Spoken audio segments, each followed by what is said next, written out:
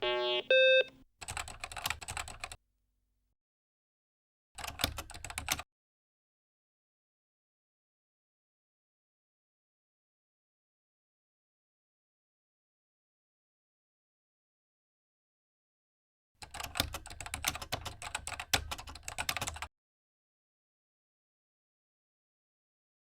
chose around 250 schools all across India to get two BBC microcomputers each.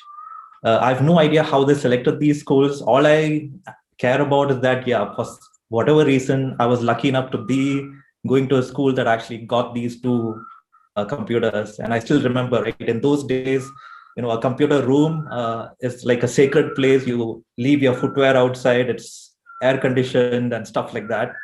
And I'll never forget, I think the first time I saw this machine, and it was somebody doing a demo of the BBC welcome disc, which I still remember. I think I remember the exact sequence of the welcome disc. I just thought to myself, I need to be spending a lot of time on this. I just love this. For some reason, it appeals to me, the whole mix of technology and music and visuals. And I still remember teletext and all the modes of the BBC.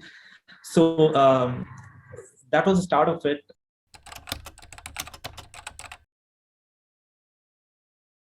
I spent a lot of quality time in the computer room. I ended up being the leader of the computer club in those days. So at least 2 or 3 years, I spent a lot of time.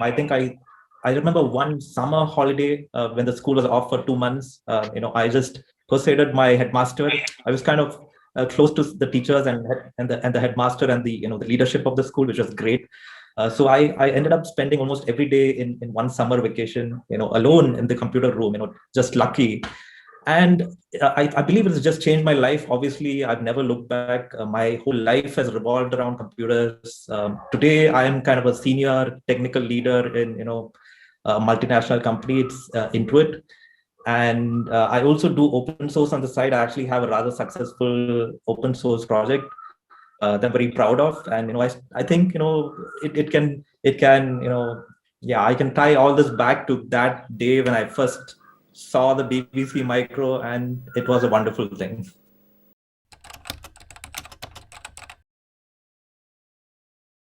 I was actually fascinated by the idea of, could I write my own game? So I actually spent a lot of time trying to do that.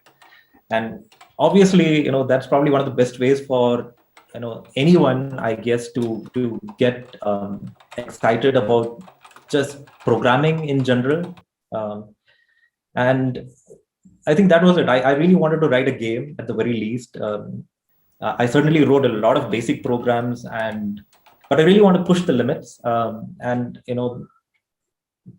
I think the BBC Micro, what I saw in it was the prospect of unlimited possibilities, right? Which is what programming is about, and I forever cherish that. I think so that gave me this idea that in some ways you can actually create things out of nothing using a computer. And of course, technology limits what you can create, but a lot of it is just limited by your creativity.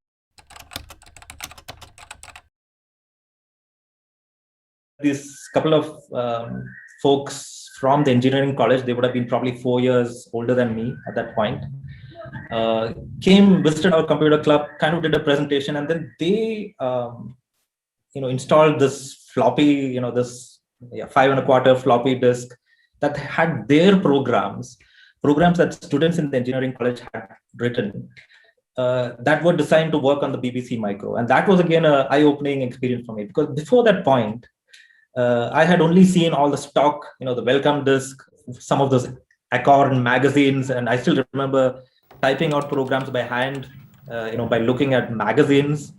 And here, certainly, I had folks who had created these amazing programs, and they actually had one program that was multimedia, but it had Indian music in it, right? It was a Sanskrit, prayer that they had converted into this amazing audiovisual demo that ran on a BBC Micro.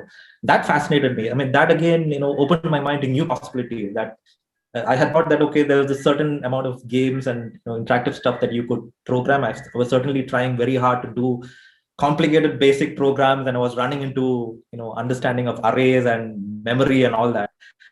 And then this moment happened. So I still remember that was quite inspirational. It certainly opened my mind to career possibilities beyond school. I had honestly never thought about what the future held before that point.